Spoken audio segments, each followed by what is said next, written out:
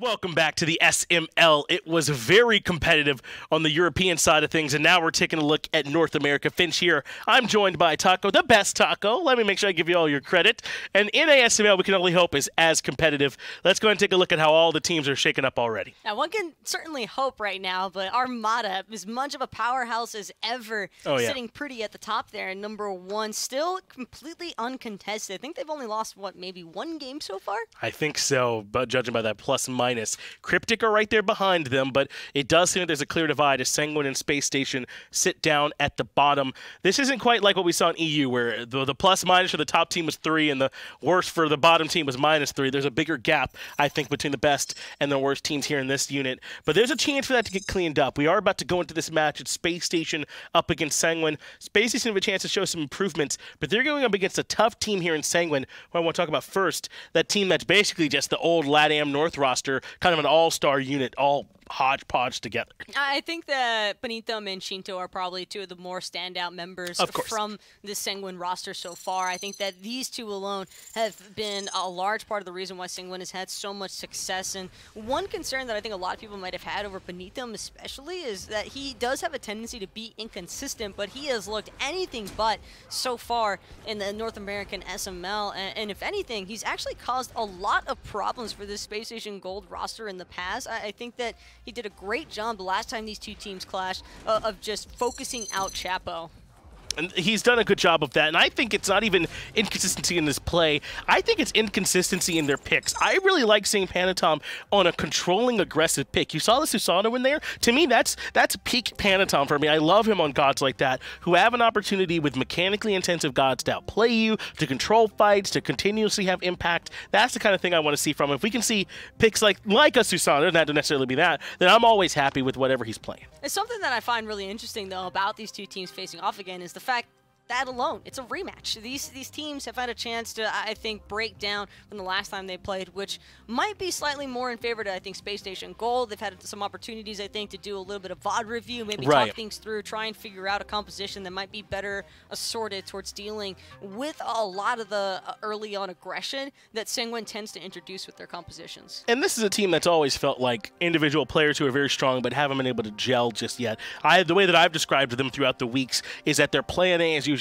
good, but if that goes awry, then I don't think they're on the same page for what plan B should be. And that always, to me, seems like a team that just isn't able to maybe have enough cohesion yet to be able to handle it when comms get hectic. I also think that well, the comms getting hectic is I probably the biggest standout point for me on this Space Station Gold roster. It's certainly I think that Chapo and Mask are still kind of struggling to find their stride and trying to just find that consistency between the two of them for what they truly want to commit to, because at times we'll often see Space Station Gold, they'll win a team fight and it'll look like a great moment for them to capitalize off of, but then their players will just go every which direction. It's like no one's really certain of what they should be doing after the fact, and I think a large part of that is just probably coming from conflicting shot calls. That's very likely what's happening there. I would wager that it's probably 2 or 3 good ideas, but we just need to pick one and stick to it, right? No one's right, no one's wrong. Let's just pick one of those calls and do it. I always say I'd rather have 5 people doing the wrong call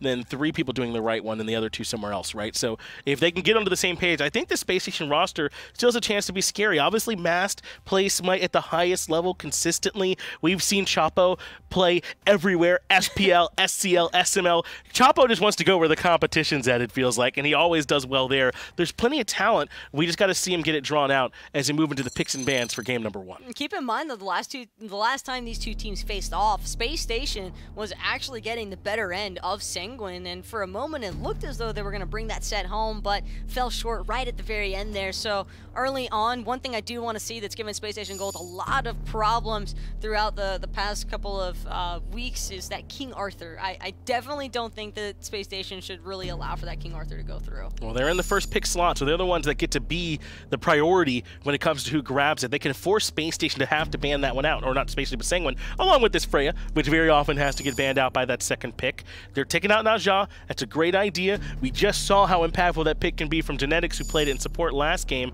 so don't allow it. Sanguine banned Vamana, and now the moment of truth. Does King Arthur get taken here? I think yes, right? I think the answer is yes. You could take King Arthur. You could also possibly look towards a Bacchus, or if you're Space Station Gold, you do neither of those things and you go into the Bakasura. All right, we're all here together. We're all watching this happen at the same time. Thanks for bringing it to my single. I think they should take King Arthur, and I don't even know that I should have to say very much about why. He's very good. What do you think of the odds we see Bacchus, King Arthur at the same exact time here for Sanguine? I think those odds are very good, and it would be a very good first 2 picks, and it would scare me for Space Station's chances. Oh, God. Bacchus, King Arthur. All right. Well. Well, you know, I never like to ask Matty or Chapo about like, their games or like what happens. I might have to go home tonight and just say, well, fellas, If this doesn't go in their favor, of course. We don't know. We couldn't know. I mean, Space Station Gold might just do it to them with the Bakasura. But if I was the gambler, if I was that guy, I'd pick the team with King Arthur and Bacchus on it. I might want to pick Bacchus, King Arthur. Yeah. I might have some questions waiting for the fellas when I get home. But here's what I will say. Aside as Space Station have a bad draft on the back end of it, right? If you're going to give up those 2 good picks, you better get some damn good ones on the back swing, and I think they did. Artio's very strong into King Arthur and Bacchus to stop the flop. Obviously, Bakasura can lock them down and shred through some of those protections. Jing about the safest hunter you can have, especially if you're going to do that start where you leave the hunter alone in the duo lane. I don't think Space Station's draft is bad. I just think that same draft could have happened while banning King Arthur. Possibly so, but for now, Finch, we'll just have to wait and see as these 3rd and 4th pick bans start to come through here. Space Station, I think, making the right choice, trying to take a gander over at those hunters, having already picked the Jing for themselves, and Artio very likely for Mattypocket too. I think likely. He's played this pick a lot in the support role so far, Taco, and it seems like a comfort pick for him. I think there have been a couple times where he's gotten caught out, but for the most part, I think this Artio has looked fine for Space Station. So if it's something he's comfortable on, and if it's good in this matchup, which I think it is, it's definitely a good pick. Now, though, it's scary times. I already said I liked this draft, but in a Muzen Bacchus dual lane, which I predict is what it will be, is very scary. That is free pressure all day long. I mean, I'm an Atlas at the end of the day, man, and I'm not going to lie. I'm looking at these 2 comps, and Space Station Gold might have some problems to worry about here. I like the Odin pickup, though. A strong mindset, I feel, behind this one, because having that cage to lock down King Arthur, Vulcan, and AMC could bode incredibly well for Space Station Gold. We'll shut down his healing, too. Scylla's also going to have that follow-up that you're looking for, I think, inside of a cage. Even the Bakasura with that Regurgitate could limit a lot of counterplay opportunities for Sanguine here. And a scary final pick comes in. I've said that about every pick for Sanguine so far, except for this Vulcan, which is a pick that Sheento loves to play. So it is also scary. But the Kali now gives them a hyper carry. Let's say that you somehow deal with Bacchus level 1 and King Arthur level 3 and the Muzen Cobb pressure. Well, now there's a Kali free farming as well. I mean, Taco, this is a scary situation. I'll leave it at scary. Scary is the right word. We've used it quite a bit. Space Station versus Sanguine. Game 1 about to get underway. I'm ready for Space Station to surprise me. Show me what you got in Game 1. Spooky, scary skeletons. That's what's going on here. What? We got the old school commentary duo. It's Tom and it's Hindu Man. How you doing, bud? Why did you use your real name and then use my tag? Well, that's your real name. It's true. Although the desk was saying gambling, it definitely is Space Station gambling here. Letting King Arthur and Bacchus both go through to Sanguine. I can understand Finch's point of view there. Yeah, no, I think going up against King Arthur has been a very difficult task for a lot of teams. The 3-on-2 by the enemy speed buff here. Sanguine trying to get their invade off. So this is delaying Space Station gaming at the start in terms of clearing their speed buff, getting their jungler and mid laner up. As you can see, Sanguine have taken their own speed. Already Carly's rotating around to his red. This has worked out to Sanguine's benefit, but we'll see how much of an impact it makes as the game continues. I would have liked to see a little bit more pressure coming out from the Vulcan, but you know, Scylla is able to get there no problem. So a nice little exchange of experience, not really a big lead for Sanguine whatsoever. Well, Space Station, I mean, last time they still don't want to set so far after 3 weeks of play. This is a 4th week, and they get to play Sanguine again, who they lost 2-1 to. One of the closer results between the two. I'm still not sold on these compositions, though, Tom, in all honesty. You know, it's interesting because I really do like Space Station's composition. It's just the fact that there's a King Arthur across the way. So I think my reservations lie less with the picks and more with the bans or lack thereof. Kumbhakarna ban in place of a King Arthur ban is very curious. Earlier today, we saw Team Queso, the old Spanish team, these guys had a dedicated strategy to deal with King Arthur, right? They met Sustain with Sustain. We've seen teams go Artio versus King Arthur. Yeah. It doesn't seem like there's a plan here from SSG. I don't know if Odin is the answer. Odin's really good for us in the solo lane. Somebody's played a lot, and you can see he's quite happy to stand here and watch them both with the minions frozen, trying to keep the pressure in the lane, keep them distracted as long as possible. But Uzzy's really good on the Odin. Tapping off in a ring isn't doom and gloom. Realistically, that composition does have a little bit of awkwardness when it comes to the Odin ring that can still make an impact even without the attack speed. Exactly, which is why I haven't just completely written this off whatsoever. You do have a little bit of help as far as the anti-heal is concerned.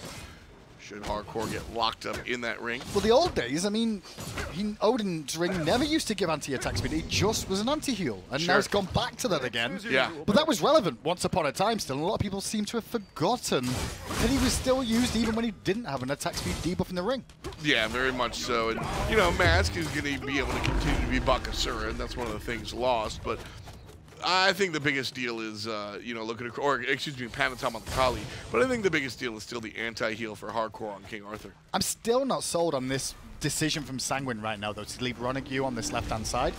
Well, right-hand side, but left-hand side from his point of view, I should say. But the problem with this is because you're actually putting your solo laner behind in farm to get your hunter ahead in lane. But the idea, I mean, he's King Arthur, who cares, right? Well, Once you get a want glad levels shield- on King Arthur, you want your gladiator shield online as Arthur, but this is all getting delayed because you're sharing experience. I don't think Odin wanted to fight anyway. But Odin's Kali's getting ahead pushed away. of the Yeah. Arthur, which is also an issue. We'll see how it all comes out. Because this is guaranteed, right? You're always going to be able to invade the enemy purple, or excuse me, blue buff by shifting your duo lane, quote unquote, to the short side. Now the one question is how long Ronngyu on this Bacchus stays over in this lane. Because once it hits 5 minutes, Gold Fury spawns, pressure will flip to the left-hand side of the map. And if Spacestation Gold are aware of that, they should be trying to make a play around that. Although mid lane, Masked has just about survived the attempt of Sheento's life. Yeah, a nice little play there. The Aegis going to negate a lot of the damage that Sheento is able to deliver. That said, Panitom over the wall gets rooted out by Chapo. I don't know play. how much of that was Chapo or luck-based, but we'll give it Chapo.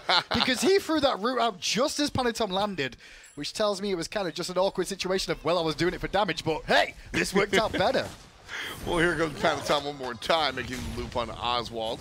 Nice ultimate coming out from Netrioid as well, but not enough damage to get the kill. So they lose purple and red buff, I believe that? No, Scylla, Mighty did get his own purple on the left-hand side at least, with that not one stripped away, but they lose the blue buff on the right-hand side. Ronngyu has left this lane too, which is good news for them. They're well aware of this. I like Sanguine's start. Trying to see what we saw at the SPL in terms of pressuring the speed buff at the start, delaying the jungler, and then switching it up a little bit with that pressure to solo. It allows them the Q buffs a little bit more, and it also allows AMC to get a little bit ahead if you can stay safe at the start of the game. I like this look. You were talking about the level disparity between our two solo laners. Well, Jarcorrr about half a level down, picking up the Glad Shield. That's fine. I mean, there's no issue with trading out that experience. I meant half a level down, absolutely, but Glad Shield is the most important thing, and I think Jarcorrr can absolutely not only fight into this, but perhaps successfully fight into this and even get themselves some victory. It's the ultimate, and Uzzy's just going to take it, no problem. That really was Uzzy going, okay. He even didn't have his hand on the keyboard. Then he was like, all right, I'll land when I do. I'm not sure how much of eternity is going to be in the air. But just as that ultimate comes through, blue buff spawns and straight away an invade from Sanguine. He's got to be careful. He burns the jump by opening the wall, and here comes Mask on the left side. Ring is good. Okay. Panitom and Jarcorrr. Jarcorr's going to just immune the wall by going up into the air. And Mask takes a whole bunch of damage. That said, Kali on the bad end of Uzzy's damage. But no kill. Yeah, Panitom just really playing supportive cast there. They got what they intended to get there, which was the blue buff steal. The fight after the fact was Uzzy and Mask trying to make something happen, trying to get an answer back for the invasion, but it's King Arthur, and even with the ring and the Bacchus minions, wasn't enough to bring him down. Oswaald in some trouble. Netrioid lands the stinger one more time. Still, one more time.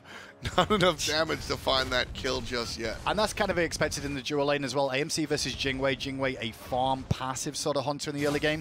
Wants to get to around 11, level 12, where your explosive bolts start to crit a little bit more as well. And you get some items online. Whereas AMC, fantastic 1v1 specialist. Always has been, always will be. Sheento Sheento trying to keep his distance here as the 2v2 in the mid lane starts to develop. Mattypocket shifted over here for the left side so far, picking up the tank boots. Love that choice. A lot more stable game from Spacestation Gold, considering they got invaded at the start of this one. Gold disparity, it's still around 1100 in favor of Sanguine right now, but it's not doom and gloom. As we talked about the levels, it's not too much of a difference.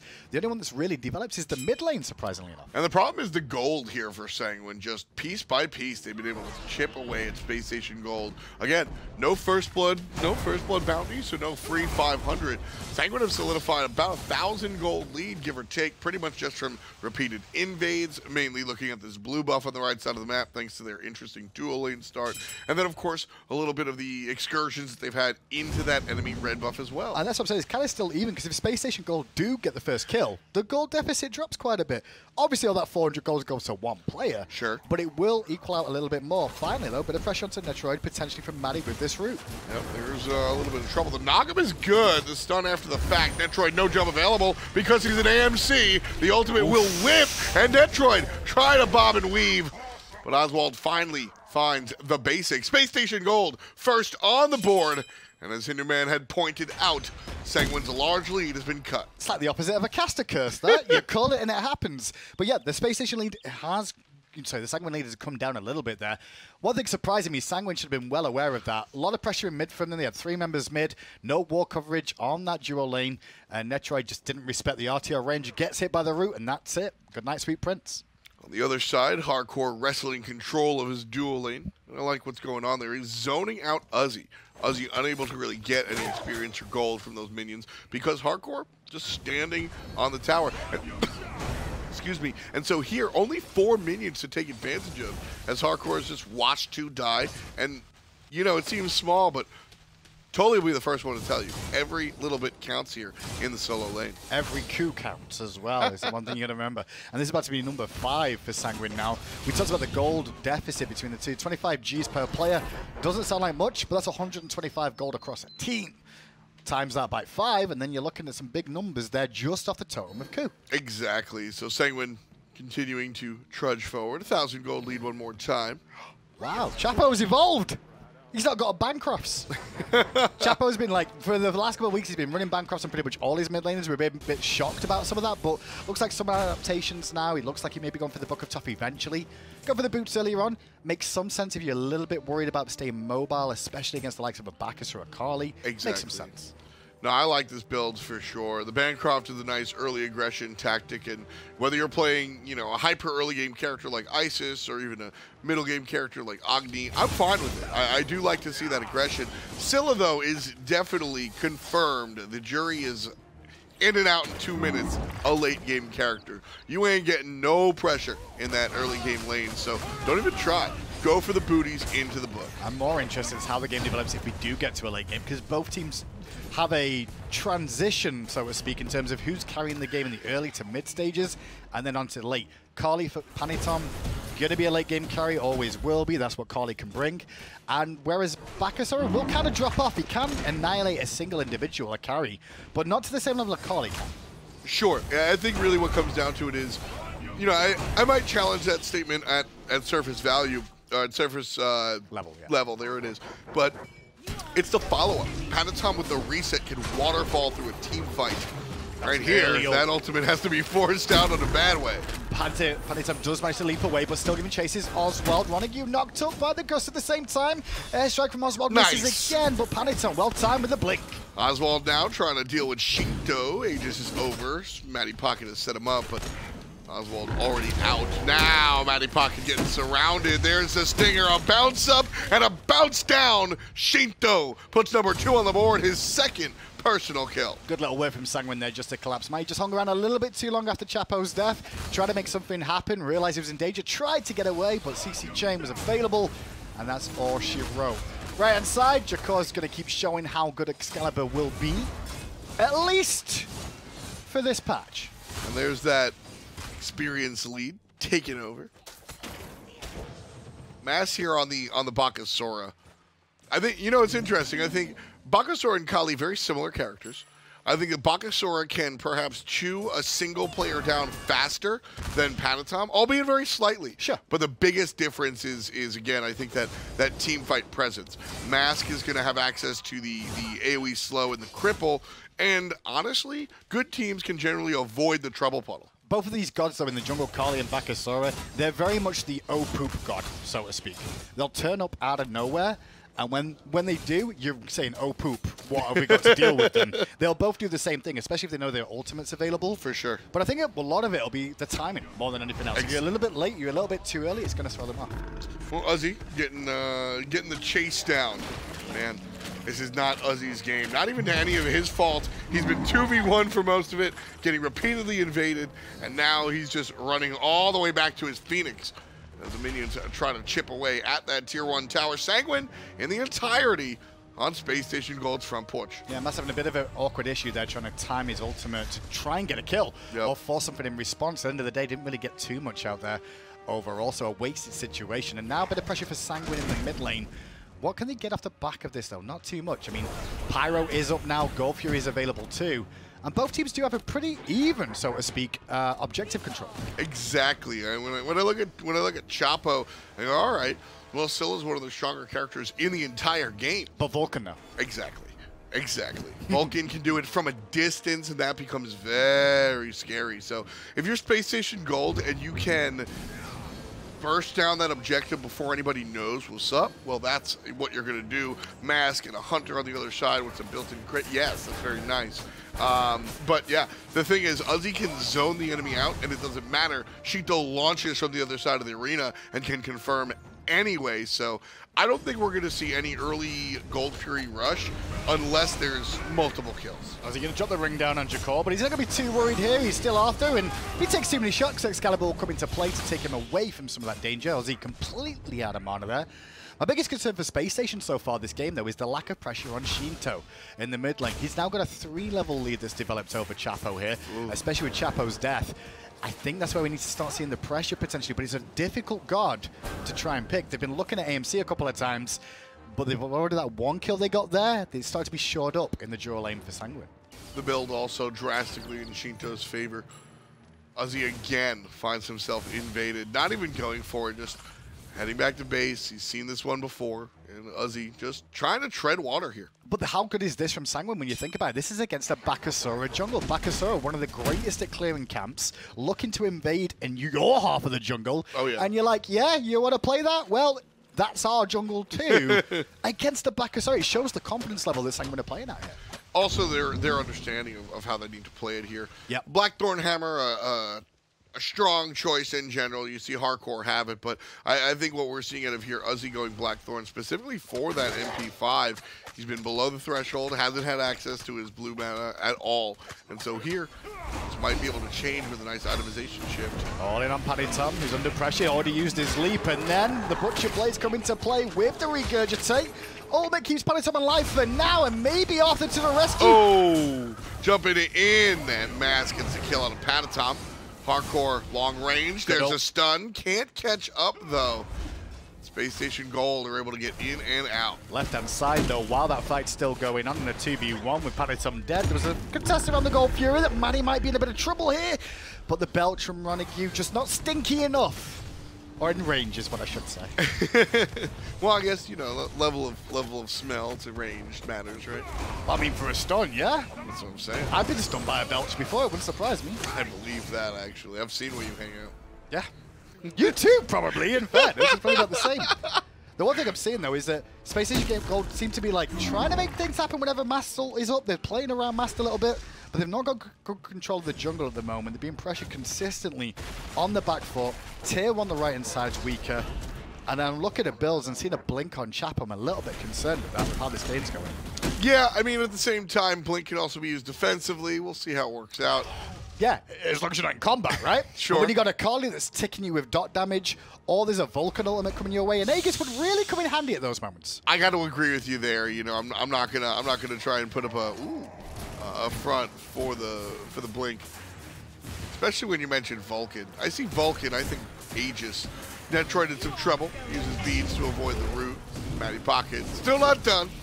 just providing some damage. Netrioid going to provide some damage back, but largely a non-fight.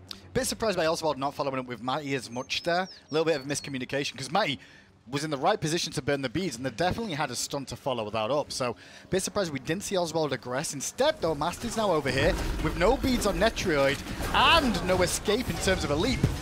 They go in, but the Aegis is consumed, and Ronngyu eats most of the poke from the others and gets away. Netrioid still, though, getting chunked out here by Oswaald because Panitom waiting in the jungle. Looking for the stun. Gonna be followed up by the Bacchus, and then the secondary stun. And here comes Sheento, a little off the mark, but Mask in the back line. Up, down, misses. Chapo's got to make a play. But the back of that, Panitom's also going to make a play. Chapo gets two, now looking for bang! Three, and finds it. The fourth won't lag, so a great lead from Panitom. He gets a reset, and now Chapo's got to run. There's a dash, now a root, but it's beads out. Chapo looking for the crush. 2 seconds till it's up. Can't find it. Got him.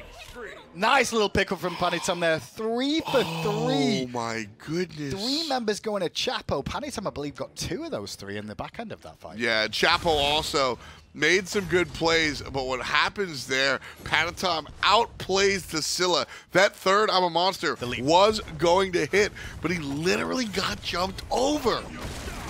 The blink was used by Scylla in the fight, but I would like to point out Aegis would have helped him live. That's all I was thinking. I was like, that's all I was thinking. I'm like, you know, he might have been able to just waddle his way in there and find the root, but what definitely couldn't happen was either getting rid of the lash damage or getting rid of some of that follow-up damage when Kali was chasing him. There was a lot of moments where I was just thinking, Aegis. So that whole fight in the duo lane, even though we saw quite a few members die there, it was Sanguine that were the aggressors on Netrioid. They get both his relics out. But hang around so long doing that and committing so much, it allows Sanguine to rotate in and force that fight. Matty has to hang in the team fight longer than he would have liked to there because he gets CC. He has to stop the aggression that's going after Oswaald. So he gets caught, and that forces Spacestation to have to reinitiate to help him out, and forces that amazing cluster of events that happen. We're 1.5 away from 20. We're tied up here as far as the kills are concerned, but Sanguine slowly sneaking their way into a lead, as has been the motif for the entire game. 27-47, the exact gold lead, and Spacestation Gold looking to cut that short, but the big boy dabbing out of Sheento cuts him down, and Panitom with the last hit. Nothing you can do as a support with no escapes, and the Vulcan ult is on your face, and you're in the middle, and you're like, well, that's the end of me. So he still survived it. Main thing is he was the only one that died there, but a great ultimate from Sheento. Good engage from Panitom to set that up too. Mask was also priming the target, but uses Kali's own trick and jumps over the damage. So he's not going to be able to get hit by Sheento. Level 17 on the mid lane mage, 2-1 and 3. Very power-centric build coming out from Sheento here on the Vulcan. Yeah, the Vulcan build, pretty standard. We don't always see the Spear of Desolation. Most of the time we see other magical protection penetration items coming online. But in this game, you're not too worried about sustain, I'd say, for the time being. It can hurt Bacchus a little bit, but you kind of were looking to burst him down with a team fight and not allow him to regen afterwards. Exactly. You're just trying to punch him in the mouth. Panitom 4-1-0, certainly a strong game from him. And this is an excellent build to sort of break down. So you've got the Crusher in that first slot, and the reason being, you might look at it and say, well, you know, it scales off of the power you already have, but it's also 30 free damage. Yep. So that allows to really make use in the early game. That 30 damage is much more relevant. Oh, this fight could be a bit weird here. Ozzy going to ring in Sheento in the mid lane. Who Aegis has beads, but goes down to Chapo with the crush. The crit damage from Oswaald is good. Sets up Uzzy for a kill. It's the first time Space Station have grouped. Sanguine were caught sleeping and they're being punished. The jump is going to be off the mark, but Uzzy finds the kill anyway. 5 players strong from SSG. And what I would like to see them do is shade to the left. This is indecision. They don't know what to do as a unit. They're going to cross the street and look for the fire giant. I don't know if fire is really the call here. It's a little bit risky at this point in time. Carly could be back. They also should know Carly should have her ultimate up here. And here we go. 2 members of Sanguine versus the army of Space Station Gold. Panitom's here, blinks in, finds the stun onto 1. Goes ahead, activates the ultimate. Mask dies, not the target. Panitom up, down, can't get the heal. Oswaald punishes him, and the jungle Kalima falls down. Can they defend it still, though? For a second, I thought Space Station were going to dip on that fire giant. And Panitom's death was going to not be in vain. It was worthwhile. End of the day, though, Mask goes down, so it's not doom and gloom. They try the delay. I like the idea from Sanguine. The call from Space Station was slower than it should have been, but at the end of the day, at least they made a call and followed through with it. Exactly. I mean, if we don't have a replay of a team waffling back and forth, that's not something we do. But if you watched immediately after that Tier 1 push, players move to the left, move to the right, move to the left, move to the right. That was left. Gold, Pyro, Fire, Tier 1, Tier 2. That's what was going through their heads. There was at least 2 calls, Gold and Fire at the same time. But the right call was made, in my opinion. I think Fire was the call, but they should have made it quicker. Exactly, and here's the thing. Fire Giant is only the right call if they immediately go for it. If as soon as that kill happens in the mid lane and Space Station immediately shift to the Fire Giant, they get that and Mask doesn't die. But 4 plays with the Fire Giant, good enough. It will enable them to get the Gold Fury as well. And at 22 minutes in, Space Station have tied this game that Sanguine was creeping away with. A very nice play after the fact. Well, this set was 2-1 last time they played against each other. Maybe it'll be the same way again. It looks like it could be close. This Fire Giant buff with all the members of Space Station on this left-hand side now. Sanguine, though, answering back, realizing they don't want to take a fight against a Fire Giant team. Taking out a Tier 1, pushing down mid. Bit of a base race. Won't be for Phoenixes, I don't think, but it will be a base race. Well, we've got an AMC and a Kali here. 2 characters that absolutely can destroy. Packaging way with Fire Giant. I mean, when you look at it that way, it's to and fro. But they're going for a Phoenix. This might be a bit too much. The Fire Giant is what's allowing them to find this. A 4-man knockup. Sheento gonna find multiple with the ultimate as well. One Bacchus turns up and hits 4 with a flop. You know you're having a bad time, and that is the Fire Giant pretty much not wasted, but a reset is going to be required off that. You can't be that grouped. That's just standard Smite. Bacchus walks up on his own. You either kill him, or you don't group up as a 5-man. 4 members getting hit by a flop Intoxicate? That doesn't happen. Ronngyu, certainly the right you right there, just figuring it out and identifying the group up. And you said he was right, so he's not actually wrong, but he's right. Oh, I get it. Since Aggro's not here, you have to pester me today. Yeah. That's what I thought. Got it. Problem. Awesome. I step in for that. We like that. See, when you say we like that, I'm doing the aggro now. Of that, which means you don't like that. Oh, no. But look at the power play. All of a sudden, Sanguine goes straight into the jungle, take away Harpies, take away blue buff. After defending the Phoenix there, just happy to keep Space Station on the back foot, or like not using this Fire Giant to its full effect to get towers. Exactly. The Fire Giant was just completely erased.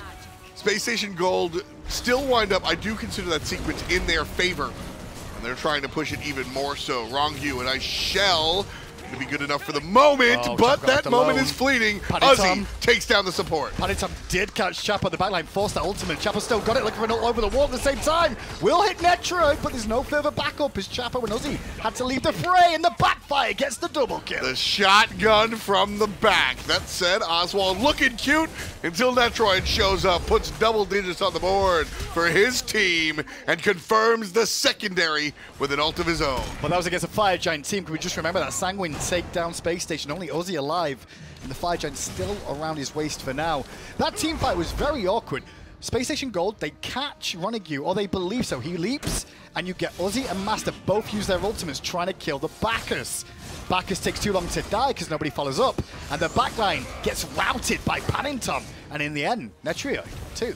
It's really tough to identify Bacchus as a kill target, and I specify Bacchus. The support player has been a target for a number of these matches that we've seen, specifically Khepri because of the revive situation, and even some other assassin supports. The problem with Bacchus is that he walks into lane with natural mitigations. Check out the build. He's got only Hunter's Garb, which is going to give him also percent mitigation. We ain't talking health. We ain't talking protections. I even got into the Mathy conversation earlier, talking about effective health by way of sustain. Only Hunter's Garb says straight up, you take 9% less damage when you're surrounded by the baddies. And guess what? Rongyu's job is to jump in and surround himself by said baddies. He's always gonna have that. Plus, he's drunk as a skunk, so he's got the passive on top of it, the chug as well. It's absurd. You don't target the Bacchus. That's good life lesson. I got to give him some comment because that Bacchus build right now, I would probably want to focus him too. Because of the binding. Because Stone of Binding, second item. He's not got much health in this build. He's not got much physical protection. Sure, he's got natural mitigations, but Stone of Binding doesn't give you that much. It's more for the aura, which I don't think he needs at this stage with the comp he's got. His comp is all high damage, so it plays into it, but you want to be tankier. He mitigates that by going Oni Hunters and the tank boots. That's 21 free prots. And when you look across the way, you're talking basic attacks from Mask, basic attacks from Oswaald, Mattypocket. Those 7 stacks are going to build up quickly. All I'm saying is you don't have a lot of health, and that can cause you problems, because health is the reason you live or die. Well, right now, things look a little unhealthy as Jarcorrr going to lift Uzzy to the ceiling. Fire Giant's mad as well. Jarcorrr has to exit up stage north. Ooh. Now Mask very low, trying to find an exit, and will, but Panitom in the ultimate, not going to find anything. That was good peel from Mattypocket there to make sure his teammates get away, and maybe they get a turnaround kill on Ronngyu here. Uzzy's ring the body block was rough, but the body block comes up, and Sheento meatballs back. Oh, that was insane. Uzzy has no buttons to push, and he goes, I still got a character model, and just stands in front of the world. Great job preventing Bacchus to get out of there. And Sanguine suffer their support loss. Trade out, though. No big deal. Could have been worse, could have been better for Space Station, honestly, because Uzzy's ring got cancelled out by the Pyromancer.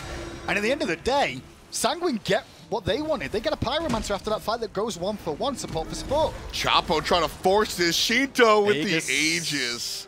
Uzzy had TP'd in. That's why we see that force from Space Station. They go, all right, Uzzy expended something. We need to try and make this happen. We saw one player already back to base. PS, it's King Arthur. And with the king out of the court, maybe we can take care of the lords. Not going to be the case. Sheento pops the Aegis. That was a good line. I like that one. You like that? The king out of the court, and now we can take care of the lords. Yeah, there you go. All right then, Tom. Keep going. I want to hear more about your knowledge of lords and ladies. Listen, we live in a fiefdom, okay? We just don't realize it. Fiefdom? Yes. What's a fiefdom? Fiefdom is, well, when you're talking about medieval times, specifically feudalism era, you got to look at how everything was broken down. So I was born then, so yeah, I know about that. I believe that, actually. So a fiefdom is essentially what we would consider a village at this point in time. We have a local fief who's going to take taxes from you, and then they pay it to the local lord, which has a couple of fiefdoms underneath them. So the sheriff in Nottingham, he collected taxes, right? Sure. You know that story? Very, very vaguely. If I say the word Robin Hood, you might know now. Yes, there you go. Fight going on though, ring down from Uzzy and Sheento trapped inside. Got his ultimate off in time, but Mask picks up the kill. Oswaald goes down very early in this fight, and that is important. Ronngyu gets a double bounce. Here comes Chapo. Monsters. And all of a sudden, Sanguine are the men in a tight situation as Space Station Gold wrestle control with all of the damage, but then Sanguine bite back because guess who has returned? The king. Uzzy goes down, Chapo's one hit, Panitom's ult's about to end, but it'll last long enough for him to get a reset and some sustain. It's a 5-for-2. They do have the damage with 3 physicals left to do the Fire Giant as well. The most important thing to remember when studying feudalism, the king is always the most important person. Jarcorrr comes through and maintains power. Sanguine find themselves 5,000 gold above the opposition. They're going to stall for 5 seconds so Ronngyu can get it alongside Sheento. Wow. Pop, pop. There's Jarcorrr doing the dirty work. 2-1-6 for King Arthur. Can I just say, Sanguine's decision-making there to hold the Fire Giant like that, and they don't always do that, and that's an enhanced one as well, which isn't easy. Great job from them to knock it down to low health, wait for their teammates so everybody gets the buff, especially when you've got the likes of Sheento waiting on the bench for that. Yep. Yes, please. Please wait for me. The MMO Raider in me loves it. I love to see, stop DPS! And DPS actually stopped. They did. They actually did it. That's the one thing you only see. You only see that at the highest levels of Smite. You know, minor league, pro league, console league. Anything below that, no chance. Well, you always, because it's always someone, probably a support, that's still whacking on it. Well, you've always got one warlock in the back, like, I can't stop my dots, and then the mage is sitting there, like, well I'm mid-cast. I'm not gonna get beat on DPS. I'm mid-cast, exactly. I'm mid-cast. I can't. I'm mid-cast, and you're like, nope, nope. Mage's Frostbolt, 2-second cooldown. I'm mid-cast. Oni Fury as well, so Sanguine now get the second Fire Giant of the game. Enhanced, remember? Oh, yeah. Then on top of that, the Oni Fury, which is one of the newer Furies to the game, the Primal as well. Obviously, I like the Oni Fury. I think it's more powerful than the Primal personally. I think we'll see more use of it as time goes on, but more around when you've got the Fire Giant as well. Extra pressure on those lanes, as well as you siege in another lane situation, causes so many problems for comms. See, I love the Oni Fury because I like the other side of it. When the enemy does the Fire Giant, you can go do the Gold Fury, and normally you're like, okay, they're going to beat us up and take 2,000 gold per lane, but at least we can get this gold. Mighty under pressure, Excalibur in the air, but Ronngyu ate a lot of damage there from the Crush. As he jumps in, traps him in the ring, but he's just out of tower range, which buys him enough time to survive, which makes sure he gets traded out. Meanwhile, on the back line, Jarcorrr falls to the hand of the Hunter. Netrioid going to trade out as well. Double kill for the AMC. 3 players still alive for Sanguine. As Jarcorrr and Ronngyu fall down, their back line barreling down the left side lane. Matty and Oswaald, the only one to play defense. They might be able to, frankly, looking at how low Panitom is. It's possible if they can get to Panitom, but he should know he is a priority target. Ooh! The shotgun from afar! Eat that with a Mozambique! Double kill for Sheento! No one uses a Mozambique! Why do you say that? Because he only needed 2 points of damage to get the kill! Well, you wouldn't get it with a Mozambique, would you? I mean, maybe 20. That is going to be game 1. Beautiful. We didn't really get to discuss what the biggest problems were for Space Station in game 1. But when you looked at the team fights, how they broke down and everything went on, they had no peel in the back line. No, none. You've got Mattypocket on the Artio front line and trying to get people CC'd under pressure to allow the damage to come through. But when Chapman and Oswaald are getting focused in the back by Panitom, by Sheento and these ultimates, there's no one there to help them out. Yeah, well, at the end of the day, I think it was really just about the junglers here. Neither jungler really has that Johnny 1337 slash line, but I think both of them, both Mask and the Kali player Panitom, did what they needed to. Identify the back line, cause some havoc, and basically they get a kill, and then whoever's team kind of plays that individual team fight better winds up taking the temporary trophy. With how the league's going in North American Minor League as well, though, you're looking at these are the 2 bottom teams in the league at the moment, fighting for the bottom. Sanguine's a little bit further ahead. Scary because they look good. They do look good. I mean, Space Station are getting there, I feel like, but there's still issues with compositions and communication. We'll see if they're able to pick it up in game number 2, but for now, let's look at game number 1. Well, I said I wanted them to prove me wrong, and I think they mostly did. It wasn't as if the King Arthur and the Bacchus ran away with the early game in that one for him. It was actually fairly even, if not favoring Space Station. What went wrong, Taco, and got away from him towards the end? I think it was just a couple of resets for Panitom off of that Kali that ended up shifting things back over into Sanguine's favor. There are a lot of those engagements, in fact, where Space Station really did come out for the better, but ultimately just too low of health to really do much after the fact with it. I think that also, Sheento on this Vulcan did a great job playing base defense on that left-hand Phoenix defense, because had Space Station Gold actually managed to breach the base, I think we possibly could have seen a different outcome here. But Sanguine still just managing to bide their time. And by the way, that was probably one of my favorite plays that Panitom did all game. Yeah, and the play right just ahead of that one was one that had me thinking that didn't seem like Space Station was just slightly off in some of their engagements. Like, that was one where they ran past Ronngyu to look for Netrioid, and I don't even think they get Netrioid in the end, but I wonder if they could have just dropped the Regurgitate from Mast and gotten Ronngyu with him crippled and no ability to jump out. It was just a couple of times in that game where I felt like maybe the target selection was off or the communication was off.